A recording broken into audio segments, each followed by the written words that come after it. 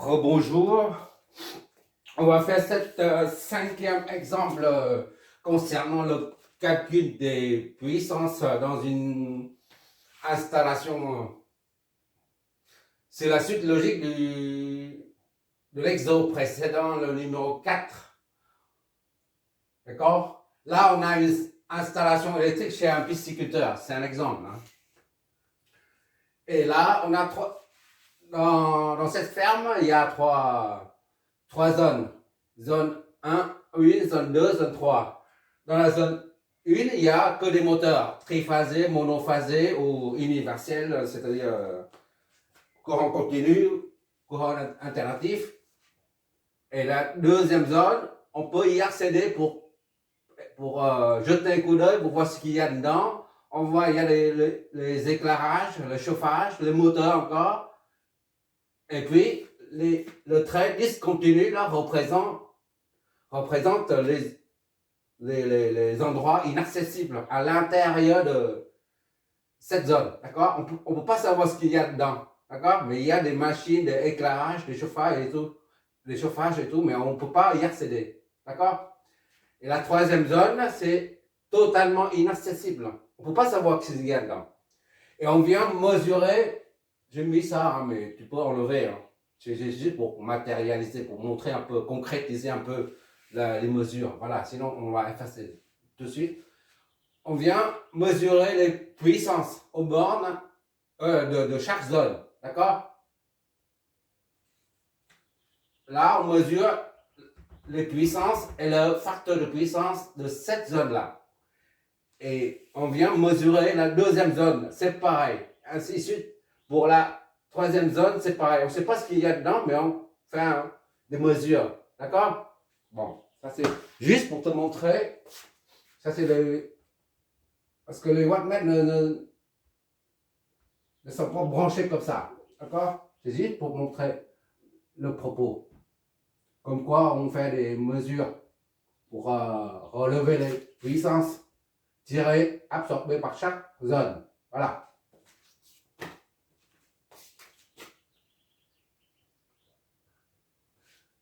Les mesures nous donnent la fréquence de fonctionnement du réseau, c'est 50 Hz. Dans le dernier exo, on a eu affaire à une fréquence de fonctionnement du réseau de 60 Hz. Là, les mesures nous donnent 50 Hz. Et l'amplitude maximale de la tension secteur, là, à ce niveau-là, d'accord? Ça, c'est ici. Voilà. L'amplitude maximale, c'est ici, là. D'accord? Ou ça. D'accord? Ça, c'est une source de tension, là.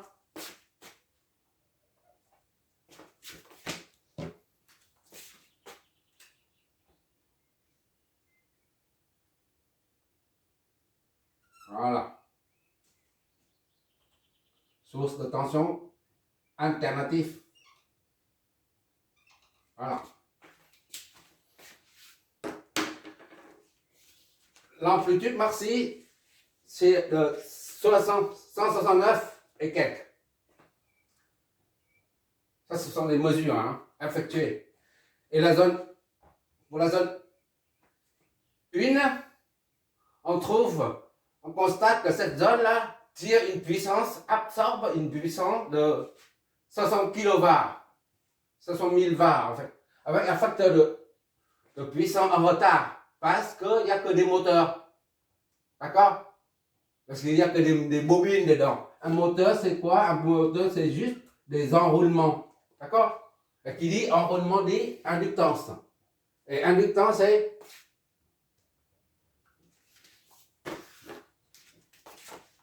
courant, tension. D'accord? Et le courant est en retard.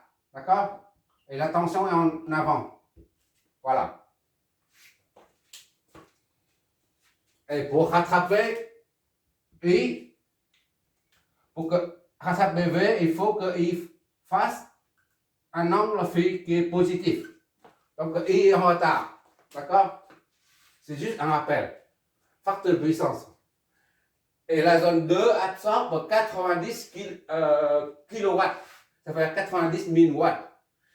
En plus de la puissance active, il y a une puissance réactive qui est de 50 kW avec un facteur de puissance en avance. Ça, c'est pour un condensateur. Ce qu'il y a, le circuit est capacitif. Capacitif. Alors, là, c'est un condensateur, c'est la tension est en retard. D'accord? Tension est en retard et le courant est en avant. D'accord? À la fermeture, le condensateur se comporte comme un court-circuit. Il faut que les charges s'accumulent pour engendrer une tension. D'accord? On peut expliquer ça comme ça pour mieux visualiser le truc.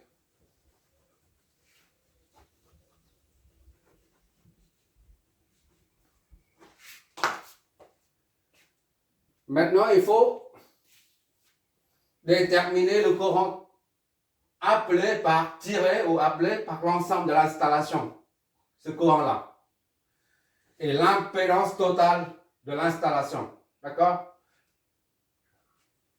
C'est-à-dire, il faut l'impédance totale de l'installation. C'est-à-dire, il faut trouver un circuit équivalent à l'ensemble de cette installation. D'accord? Et à partir de l'impédance totale, on verra s'il faut apporter une correction de puissance, du facteur de puissance ou pas. D'accord? L'impédance totale de l'installation, doit-on apporter une correction du facteur de puissance via un condensateur ou une bobine inductante? D'accord? Inductance. D'accord?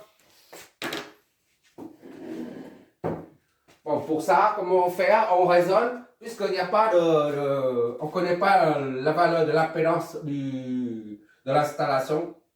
Donc, on fait comme l'exo numéro 4, on raisonne à l'envers, à Verlan. On parle des cosinus de la puissance complexe, on remonte pour trouver Z, I et Z, le courant et l'impédance totale du circuit. Avant de analyser, on a une remarque à faire ici. Il y a 3 cosinus, 3 facteurs de puissance. D'accord? Ça, c'est F1. Zone 1, c'est F1. Zone 2, c'est F2. FP2, FP3. Voilà. Il ne faut pas oublier, on a dit, quand il y a trop de... Pendant l'exo numéro 4, on a dit on ne peut pas corriger une installation quand il y a 3 facteurs de puissance. Tu te rappelles? Mais là, c'était... On a pris un exemple comme ça. Là. Je me rappelle. Là. D'accord? Ça, c'est entre phases. Câble entre phases. Le deuxième, c'est comme ça, quelque chose comme ça. Je ne me rappelle pas. Voilà. Complètement déséquilibré. D'accord? Et le troisième, tu regarderas la dernière vidéo, vidéo 3, 4. Je ne me rappelle pas trop, mais bon, c'est pas grave. On a dit, là c'est le cosinus ici, là, cos 1. Et ici c'est déphasage cos 2. On suppose qu'on a ça, cos 2 et cos 3. On ne peut pas déterminer additionner tous les facteurs de puissance et puis faire une moyenne. Là, on peut travailler avec, faire additionner ou on va se débrouiller, d'accord? Mais ici, on ne peut pas parce qu'il s'agit du triphasé tout simplement. Et dans ce cas-là, il faut concevoir, dimensionner un compensateur, d'accord? Triphasé. Ça, je crois que j'ai assez dessiné ça comme ça.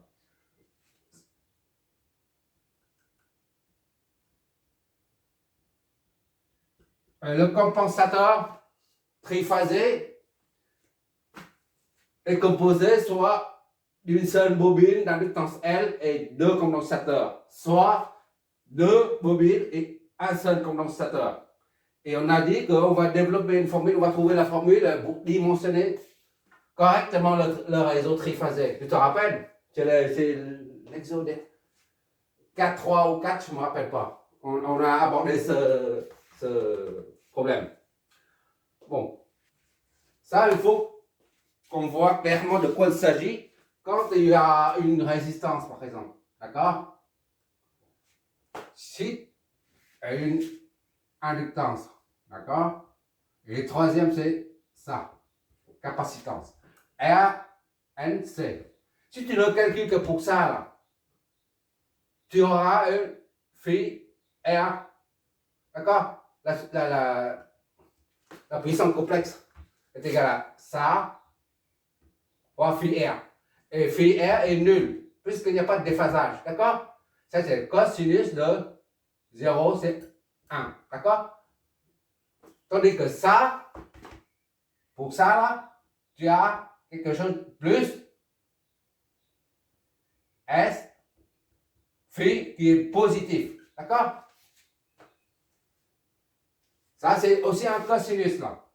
Cosinus de quelque chose qui est positif. D'accord? Ça donne, disons, 38 de 0,8, par exemple. Ou 0,9. Voilà. Et ainsi de suite. Si tu calcules ça, seulement, tu auras cosinus 3 de cosinus 1. 1, 2, 3. D'accord? Et ici, tu auras S qui est égal à le module fois phi qui est négatif. D'accord? Parce que c'est capacitif. Et si tu, au lieu de faire ça, là, tu calcules le tout en même temps. C'est un seul cosinus phi. Cosinus phi somme, par exemple. D'accord? Ben, c'est pareil ici. Au lieu de mesurer chaque zone, zone 1, zone 2, zone 3, et puis relever chaque facteur de puissance le facteur de puissance de chaque zone, après tu peux très bien mesurer le facteur de puissance de l'ensemble. D'accord? Je ne sais pas si tu vois ce que je veux dire.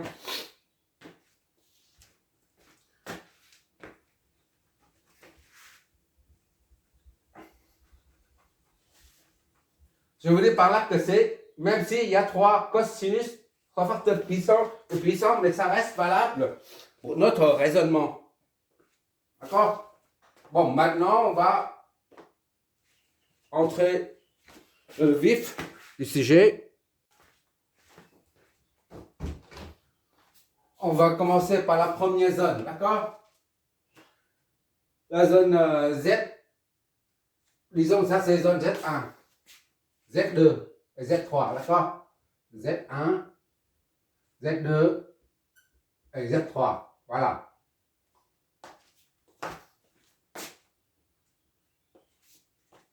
Pour la zone Z1, Z1, disons, zone Z1, Z1. On a quoi? On a une puissance en var, d'accord? En retard.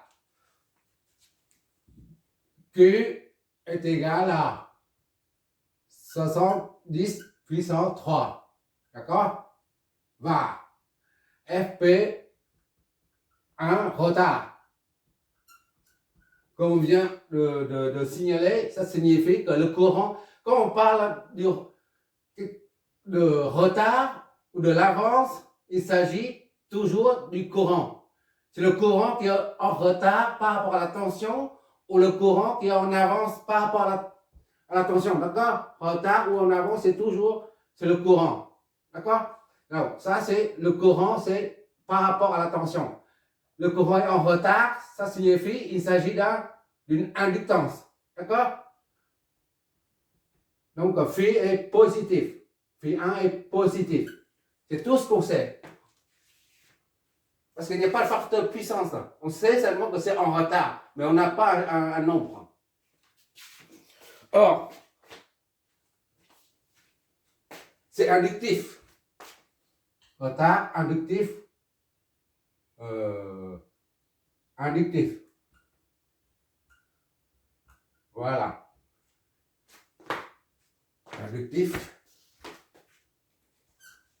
Cette zone-là, elle est additive. Or, on a une formule de la puissance complexe qui nous dit S, là, est égal à V, I, d'accord, sur 2. Est égal au module fois phi. On va appliquer ça à cette zone, d'accord? À cette zone uniquement. Phi 1, d'accord?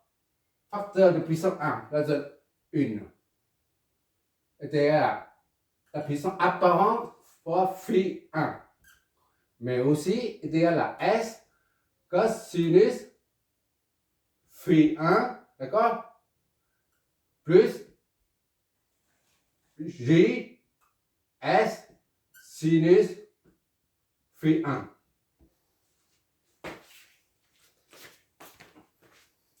Avec S cosinus, c'est la partie réelle qui est la puissance active. D'accord?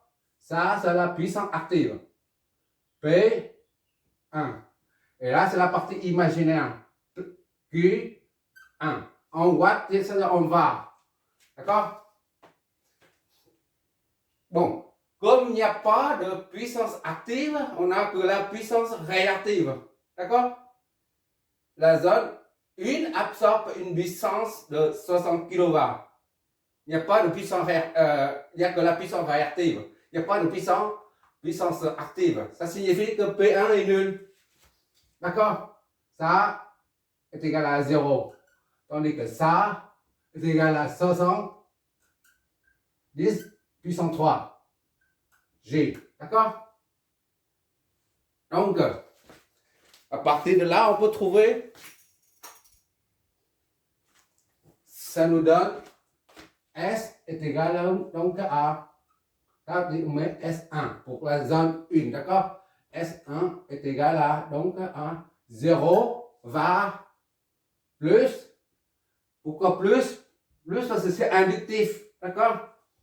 Plus 70 puissance 3 G va en vol ampère, d'accord?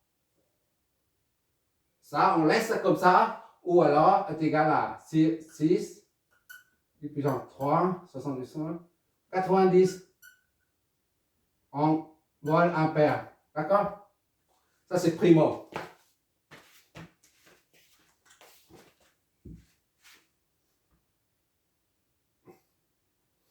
Ça, c'est égal à 60, doucement, G, voilà.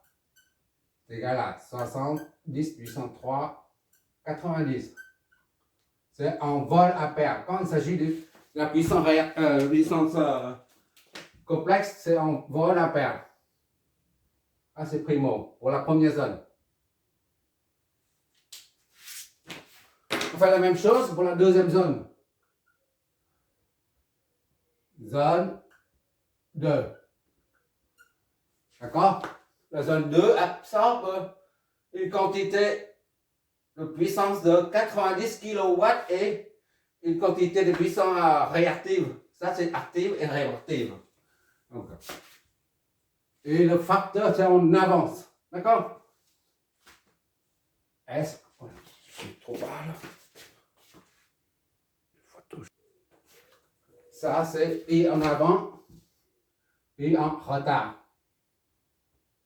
Retard, il faut noter en retard. D'accord? Retard, voilà. Bon, maintenant, zone 2. Zone 2, c'est P. Il y a P. P2 là, qui est égal à 90, 10 puissance 3 watts. D'accord? Et Q, c'est égal à 50 var. Q de 50, 10 puissance 3. D'accord? Avec FP2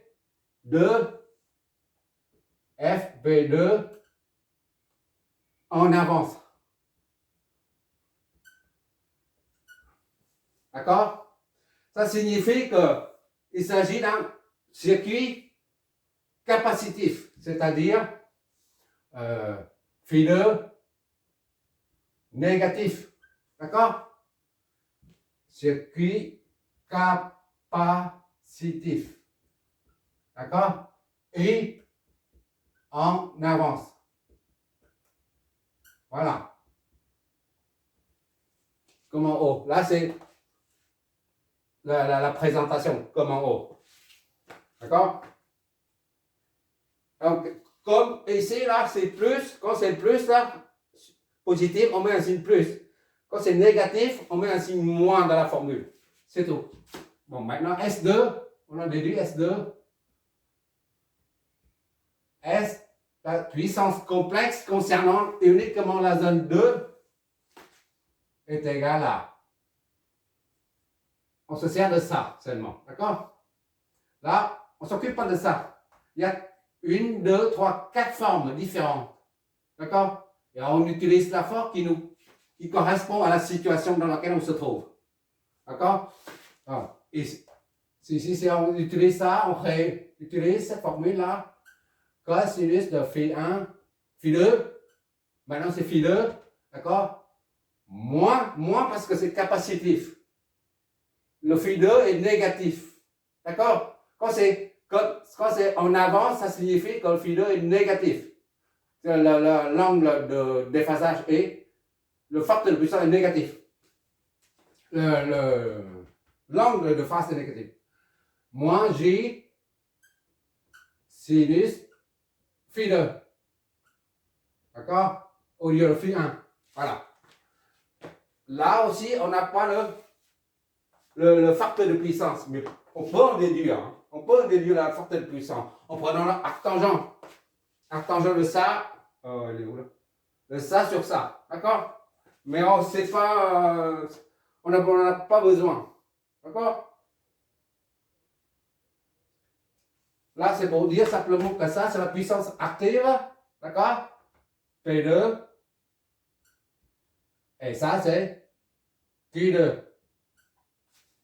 D'accord? Donc, S2 est égal à P2, c'est 90. J'essaie de détailler étape par étape. Ne l'air pour prendre. Hein. Moins Q2, c'est combien on a dit? 50, 10, 803 G. D'accord? Bon, on laisse ça comme ça. On n'a pas besoin de convertir. Voilà, paire. Là, j'ai converti parce que j'ai vu le J. Je mets tout de suite 90. Ici, on ne voit pas. Donc, il faut convertir avec la calculatrice. Bon, on laisse ça comme ça parce que pour l'instant, on n'a pas besoin. S2, là, comme ça. Je ne sais pas si je vois là, la dernière ligne. Bon, je passe de l'autre côté, j'espère. Bon, Z3, zone 3, on a quoi? Il n'y a que la puissance active, il n'y a pas de puissance réactive, d'accord? P3 est égal à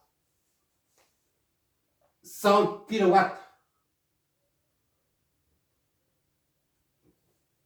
D'accord? Et cosinus phi est égal à cosinus 31. De temps en temps, il faut s'éloigner, sinon on ne voit pas. Cosinus phi 3 est égal à l'unité. Voilà. Q3 est égal à 0. Q3 est 0. Cosinus phi 3 est égal à l'unité. D'accord? Puisqu'il n'y a que la charge, c'est normal, parce qu'il y a que la puissance active. Il n'y a pas de puissance réactive. Il n'y a pas de l'opérateur J. Donc le courant et la tension sont en phase. C'est pour ça qu'il n'y a pas de déphasage. D'accord? en termes de puissance complexe, on a S3 est égal à, comme en haut là, S3, je remets, S, d'accord? Ici c'est, on a mis tout à l'heure, S3, S1, j'ai oublié ça, parce qu'il y a 3 zones. Et là c'est S2, d'accord? S, J,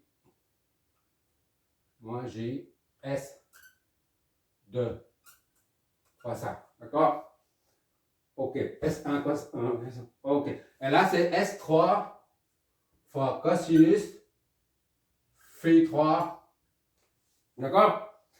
Et comme il n'y a pas de déphasage, le courant n'est ni en avance ni en retard, d'accord? Donc il n'y a pas de puissance, machin là. Tu mets J, il n'y aura pas de toute façon. Donc J, on met J quand même, S, 3, sinus, phi 3, d'accord? Ça c'est la formule, ça on applique la formule. Je sais pas si tu vois tout le temps, c'est trop bas là. Bon, il est temps de passer de l'autre côté. Donc, maintenant on remplace ça. Ça, c'est la puissance active, c'est S3 est égal à 4, 100 000, 10 puissance 5. Ça, c'est Q. P et Q. D'accord? Ouh là là, c'est trop bas. C'est tangente. Ok, c'est bon. Bon, P3, c'est 10, on met là-dedans, et plus J, 0. J fois 0. D'accord? Donc, S3 est égal à D puissance 5. Voilà. C'est en var, toujours. En von ampère, je veux dire.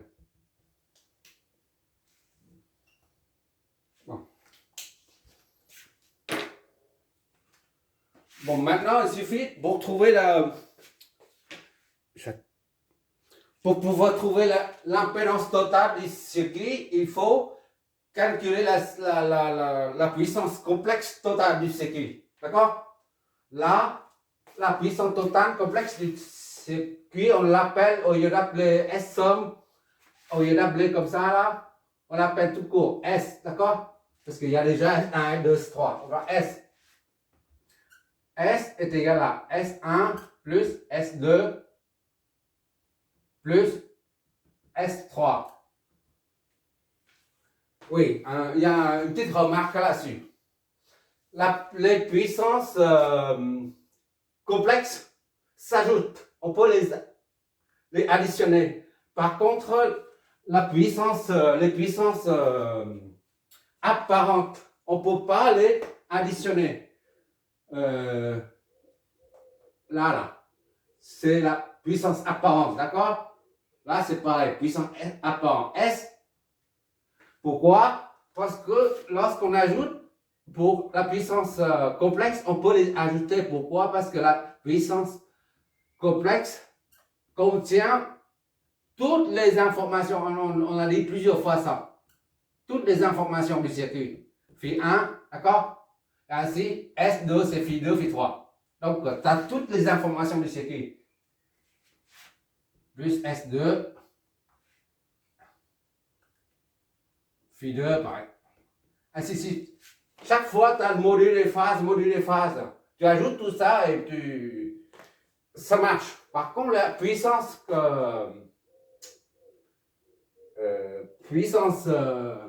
apparente, S ne peut pas être égal à S1 plus S2 plus S3. D'accord? Pourquoi? Parce que lorsqu'on parle de la puissance apparente, on ne tient pas compte du tout du déphasage, de l'angle phi. On ajoute comme ça, là, on oublie complètement l'angle de phase. Donc, il manque une information là-dedans. C'est la phase.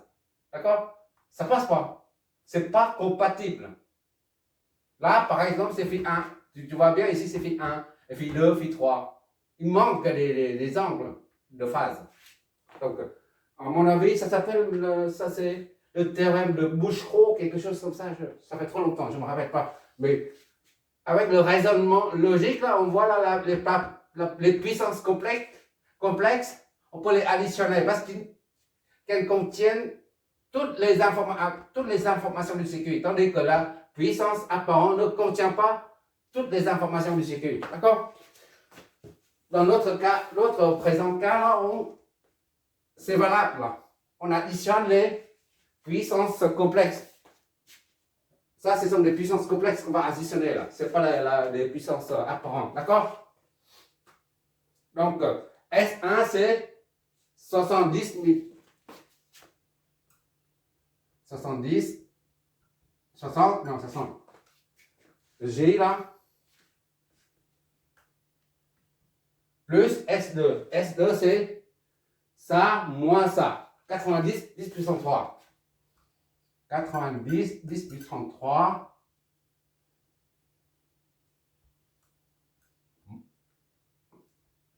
Moins S2 moins 50, 10 puissance 3. 10 puissance 3, c'est ça, hein? G. Et plus S3. S3, c'est là. 10 puissance 5. D'accord? Le tout, ça nous donne combien?